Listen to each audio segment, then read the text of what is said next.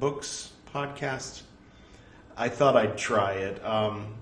Let it be known that today, October 18th, 2022, was the first time. I'm 44 years old, and I've considered myself Buddhist my entire life. And today was the first time I attempted to pronounce it that way. More on that in a second. Padmasambhava Part 4. Are you with me? Are you into it? If this is your first time seeing me and you're here for the Padmasambhava, maybe you want to start with Part 1. You can click there, and that will start you with Cantos 1, 2, and 3 of The Life and Liberation of Padmasambhava in Episode 1, or the one called Padmasambhava, and then 4, 5, and 6 in Part 2, and then Part 3 is when it migrated over to this Edward Reed's Buddhist Books podcast. And this is Part 4. I'm going to read Canto number 8 in this one. But yeah, this morning, first thing in the morning, I was looking at my Facebook news feed. Something I don't recommend doing. Not using technology for like 30 to 60 minutes when you wake up in the morning. But it's occasionally something that I do. And so yeah, I was scrolling through, and there was this guy who was very passionately wanting to let everybody know. He was he was from the English-speaking world, but I think he was Eastern European, based on his name. But I think he was writing from the UK. And he was saying that it's not pronounced Buddhism. It's his biggest pet peeve is when people say Buddhism. It's Buddhism. And, writing it out phonetically to explain. And so, I was like, okay. I knew one person in the yoga community who made a point to say Buddhism. And I was like, oh, okay, she's probably pronouncing it in the original Sanskrit or something. All right, that's fine. To my ear, and I'm not saying this is right or wrong. I'm just kind of letting you know where I'm coming from. And I haven't arrived at like a solid conclusion about this. So I'm just sharing you my process on it. I'm from Los Angeles. And Los Angeles was named that by the King of Spain. And there are some folks who are native English speakers from wherever who might pronounce it Los Angeles. Now, I wouldn't even know where to begin to pronounce it that way. I think I would sound like an ass if I tried. In my view, not in my view, the way that I was raised, the peer group I always was around, would tend to think of that as pretentious when you're speaking and when you use one of the words that were imported into English from other languages and you pronounce it with the accent of that other language. It's sort of like cringy, actually. So that's kind of how it struck my ear when my yoga teacher friend was saying Buddhist. I was like, all right. But then when I was watching The Healthy Gamer, do you guys know that one? This guy? Hinduism, Buddhism, Jainism, Eastern religions is another way to put it. Yeah, so he's born and raised, from what I understand, in the U.S., though, it might be Canada, I'm not sure. But his parents are from India, and he spent a long time in India with the monks. And he was in training, actually, to become a monk. And then he ended up not becoming a monk, and instead he became a psychiatrist, and now he does the Healthy Gamer program. It's a good program. I recommend it. You can check it out here. But anyway, he makes a point to pronounce it like a Sanskrit scholar. He says Buddha and Buddhism. Owning to a religion, converting to a religion, believing in a religion, that's actually sort of like a Western concept, because it's like, how do you convert to Buddhism? Like, you don't really, sure you can. Someone somewhere out there will convert you to Buddhism if you want to. And, that seems very natural to me. If I were in Los Angeles and, someone might kind of tease me saying, oh, you're pronouncing it like a white guy. It's pronounced Los Angeles. If they were Mexican American or original Californian, if you will, because California was Mexico before it was part of the U.S. But yeah, so my dad pronounced it Buddhism. I grew up pronouncing it Buddhism. I never didn't pronounce it Buddhism. I do remember, now that I think about it, there was a guy in Nepal who was very much a Hindu yoga teacher, and he was endeavoring to correct my pronunciation about Buddha, and trying to get me to repeat it and correct it so that I would never pronounce it wrong again. And I was like, okay, I'm older than you. I've been Buddhist longer than you've been alive, and I appreciate that you're adjacent to the region where, okay. I don't want to get into like touchy areas, but I mean, I don't walk around telling everybody to pronounce Jesus Yeshua. It's not Jesus, it's not Jesus or Jesus, it's Yeshua, or however you would pronounce it with a Hebrew accent. We're talking about the same guy. I'm pronouncing it with an American accent. But on this Facebook thread this morning, people were commenting in the thread saying, oh, in America they say Buddhism. And so the original poster was saying, well, a particular type of American pronounces it that way. You know them, with the backwards baseball cap and the wife beater, which means like a tank top, a sleeveless white shirt, sitting on his couch watching the football game, eating Doritos or Cheetos. They pronounce it Buddhism.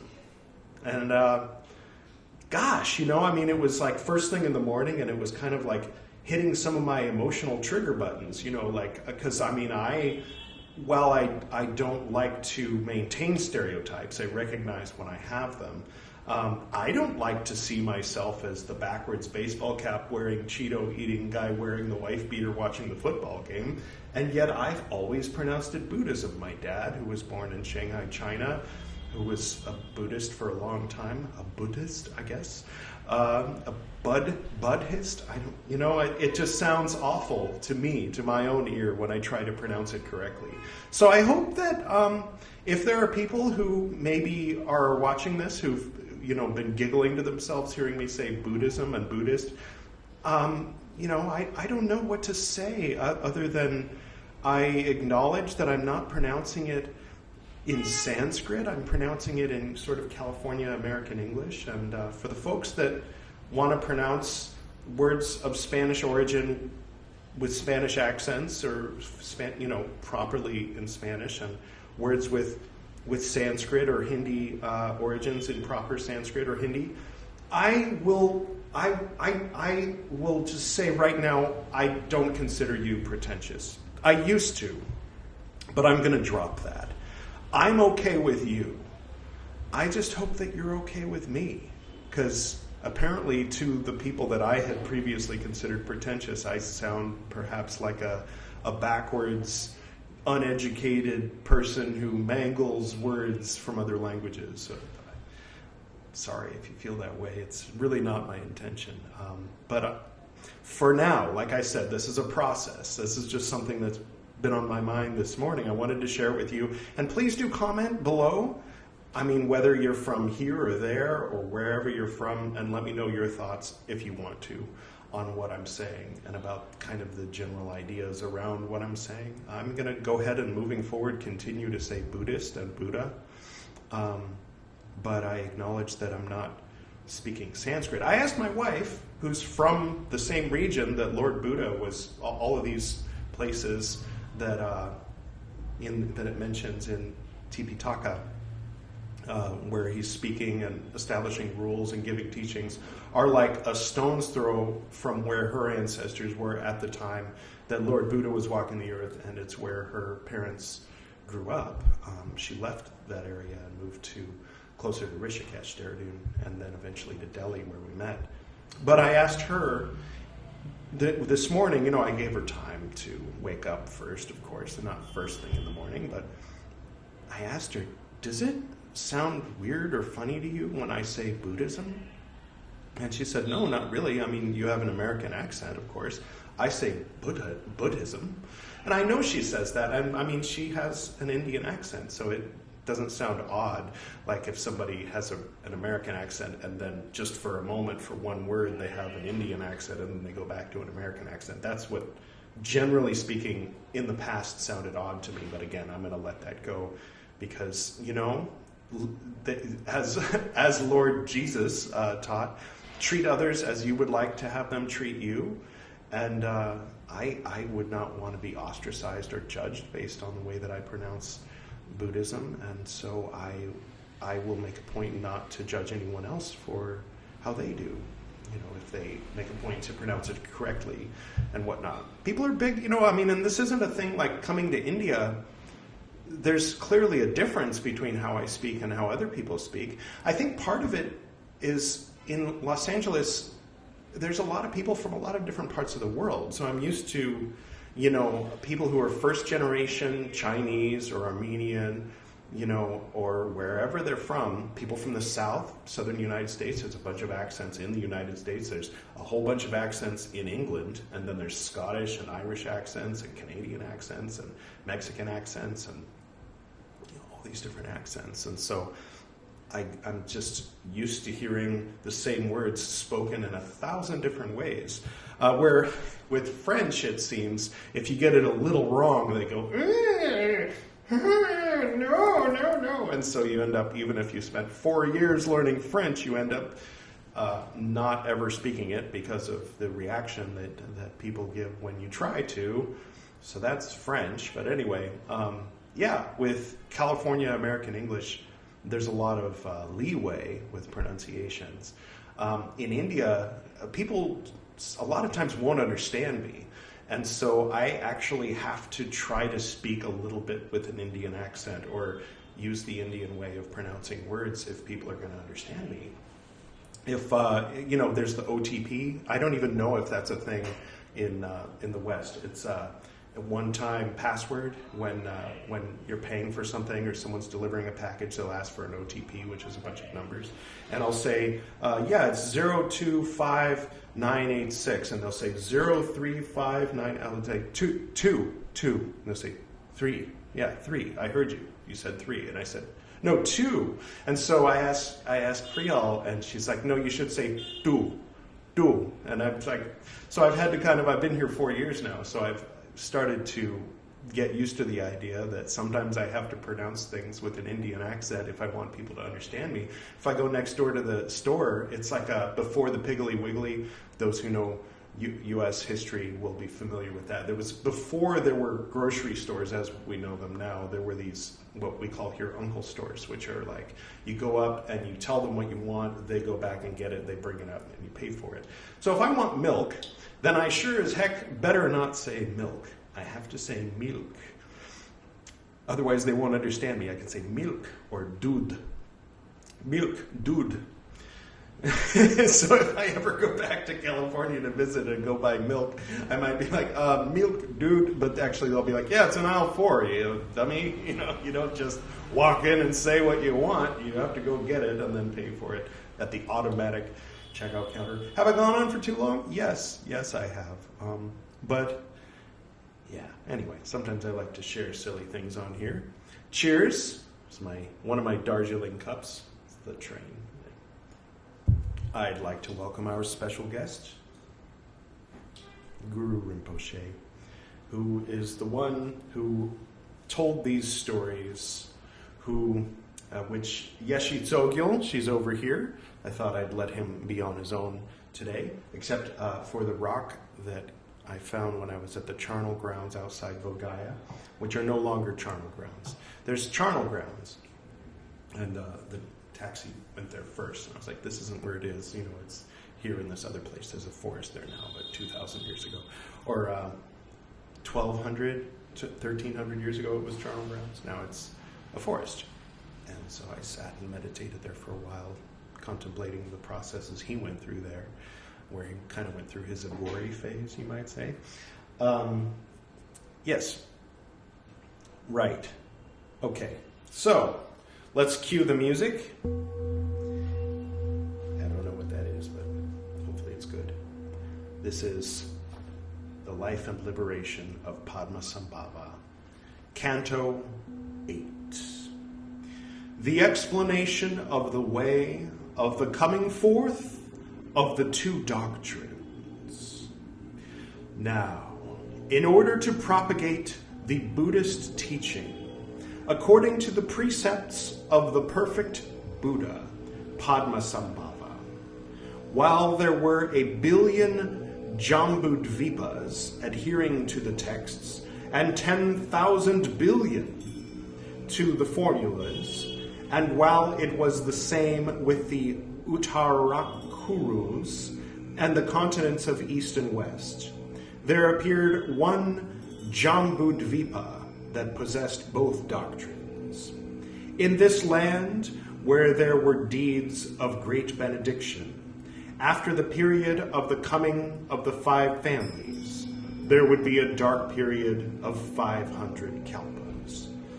Then, during the perfect age, successively there would appear on high 9 honored gods.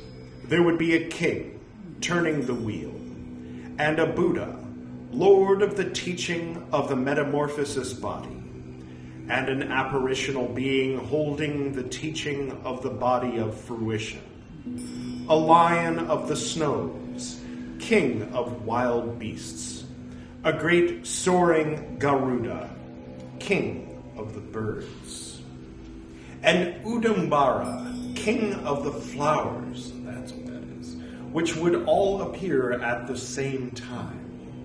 But the time of this king not having yet come, Narapati was famous for his devotion to good rules and to wisdom. He was made happy by the Dharma and protected all the living. Now, after 5 generations, the 2 doctrines were joined, and the land was immersed in the 2 doctrines.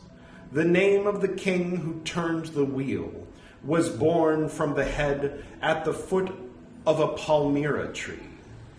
129 of his descendants would obtain zeal for the awakening, for the perfections and paradise, through the teaching of the metamorphic body and through strict observance, hope, and fear. The Buddha Dipamkara, Lord of Substance, Kakutsunda, and Rabtor Sheg, as well as the triumphant Artadirsin, dispenser of joy, having come in turn to the throne, made the wheel of the Dharma turn. If one recapitulates the 84,000 avenues of the Dharma, their list makes 12 parts. And if they are grouped again, there is the triple basket. The area to be converted is the world of change. The teachings of the body of fruition constitute the fruit. Only the Dharma constitutes certainty. Patmotara, delivering the formulas, and Yasotara, the guru. Up to the time of the King Arindama, directed the conversion. The inconceivable tantric canon, which is as much exoteric as esoteric, the approximately 1,000 or 25,000 works, and the 18 tantras and 7 traditional sutras, when gathered together, are the 3 yogas, with which the area to be converted is penetrated by heaven. Now, in the age of the Triad, in the city Gandhavati of Magadha, 174,000 of dynastic descent, grandsons and great-grandsons of the king Pratatapani, were conquered by the perfection of wisdom and the triple basket. Owing to the possessors of the 2 doctrines, oceans of happiness, owing to the Buddha Vipassyan, who overcomes the 10 offenses and calms the pain born of actions, thanks to Sikhin and to Visbabhu, to Krakuchanda, and to Kanakamuni, thanks to the 5 Buddhas. disdaining the saving means of view and action combined, the very powerful who in one life attain the heavenly goal, Dorje Sagme Odsal, the guardian of happiness, and Kali, the guardian of discipline, devoted to concentration, and the master Kundimat with the supreme words, were won over by the calm diamond plain, the united precepts, the gathering of welcome ones, perfect, supreme good, and the charm or the terror of the marvels which nail down evils. Now in the city Samantaloka, 790,148 men, grandsons and great-grandsons of the king Brahmadatta, received from Kasyapa, master of the Dharma, the triple teaching of discipline, of concentration, and of wisdom, through which beings are subdued. And there came the Guru Tabshe Yingjor, the master united plane of ritual and knowledge, who, up to the time of King Karnan, revealed the diamond vehicle of the supreme formulas. Now, in the decline of the age of discord, when Tabshe Yingjor had completed his lifetime, he was reborn under the name of Gautama, as a son of King Karnan of the Aparataka. After a request to his father the king, he entered into religion with Dognag the seer. Then, seeing the courtesan Bhadra from the land of Potala, with the libertine Mernala, in the area to be converted, he gave up his life. In the vicinity of Potala, Gautama made a house of leaves, and while he was living therein, there came a time when the courtesan Bhadra from Potala and the libertine Mernala were buying clothing and adornment for their revels. Another man, who had with him the wealth of $500, said to Bhadra the courtesan, dollars? All right. Quote, we will have some pleasure. Come. End quote. She considered it, and telling a false story to Mernala, she had a meeting with the other man. Now, the chambermaid of Bhadra told of the affair to Mernala, and although Bhadra begged his pardon, Mernala pulled out his sword and killed her. Then, to the cries of the maidservant, quote, my mistress has been killed, end quote, everyone rushed forward. The libertine Mernala turning coward, and without strength in the presence of his disgrace, threw down his bloody blade in front of the seer, Gautama. He then mingled with a nearby crowd, which soon saw the bloody blade of the crime itself, and cried out, quote, devoted to the religion of the Buddha, he has broken his vows with Bhadra, and in spite of every law of the Sangha, he has killed her, end quote, and shouts arose. In vain the seer Gautama, with calmness and solemnity, protested his innocence. When he had been tied tightly, he was led to the king, and as punishment was raised on the point of a stake. The master Malina, returning to his home, saw him from the road and approached him. Quote, "Oh, pity, what has this boy done?" End quote, he asked. Quote, "Master," end quote, said Gautama. Quote, "Deeds have accumulated." End quote. The master then said, quote, "Whether you have caused harm or have done nothing, it is terrible." End quote. And Gautama said, quote, "Truly, living master, if Gautama did not kill Bhadra, May the body of the master become the color of gold. End quote.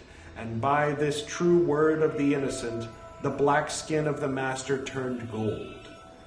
The master then became famous as seer Kana Kavarna, golden color, leader of gods and men, and the most splendid wonder. The master miraculously caused a rain squall to beat down, which, on touching the body, enveloped it in a fiery tempest, and he began to recall in vision carnal love, occurring in a miserable dwelling in another land and in a former time. As he remembered, 2 germinal spheres mixed in blood fell to the ground and became 2 eggs, which matured by a ray of the sun, burst open, revealing 2 children in a cane field. Then he spoke and called the people, and Gautama was removed from the point of the spike. And the king said, quote, "How did it come to pass?" End quote. But as for Gautama, he died. The seer Kana Kavarna uttered this truth. If Gautama did not kill Bhadra, may the consequence of the act fall on Mrinala, the libertine. End quote. Gotta watch out for those libertarians. Just kidding. The curse reached the Empyrean.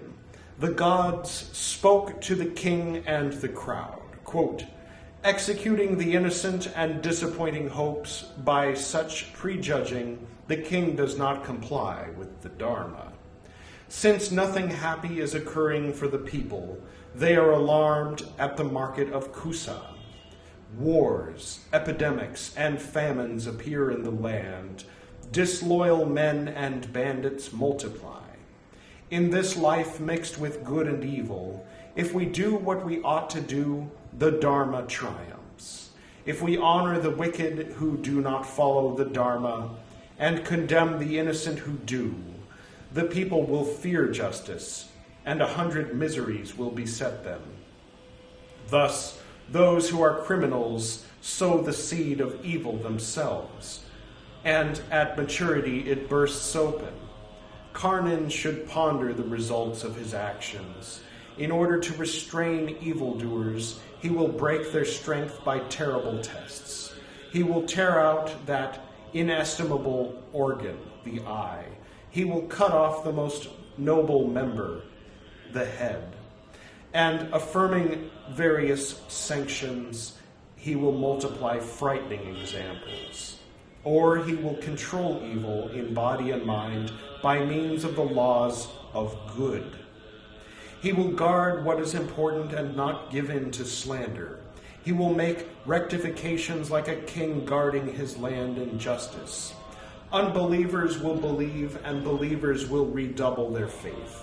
In order to subdue the fierce, the evil, and the wrongdoers, the armor of bravery will be sold and the weapons sharp. If the earth is made to tremble, all in the vicinity, even those of different customs, are reduced to dust. When the rainy season comes, harvests are abundant in the kingdom, and the signs of blessings are announced for all. And as for the illness of men and herds and other punishments, for what reason does one say anything about them, since through them the Dharma is revealed?" End quote. After this address of the gods, the 4 regents assembled and said, quote, "Hero Gautama, you who illustrate the color of gold and 100 virtues, who are delighted to see, of a beauty splendid for the eyes, you make 10 billion gods rejoice. Always you will obtain a body the sight of which brings joy, and during 29 times 1,000 billion pure aeons, you will be emperor. Behold the land where the sword will come." End quote. Thus speaking, the 4 regents hurled the bloody sword into the depths of heaven. Quote, "May it fall upon the one who has killed Bhadra." End quote. Then, cursed by them, the sword became thunder and struck with lightning Mernala, who fell dead. The lightning also struck the maidservant and her lover, and Gautama was raised to the abode of the 33 gods, up to Samantadhara, master of the 3 bodies. And as for the king, he became prudent in the cause of justice. Of the history, unabridged, of the lives of the Guru of Udayana, Padmasambhava. This is the 8th canto. The teaching of the annals are brought out again in the 2 doctrines, sealed oaths.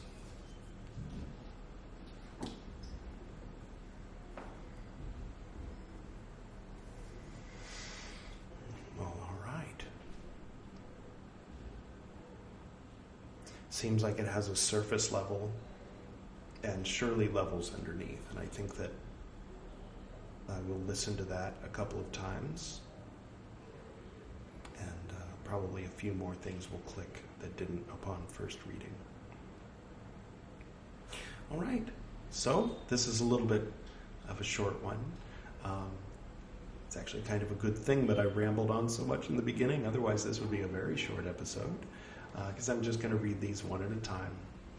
And on every 10 episodes of Buddhist Books podcast. So the next one, Canto number 9, we will read, I will read, you will hear, when we get to episode 140.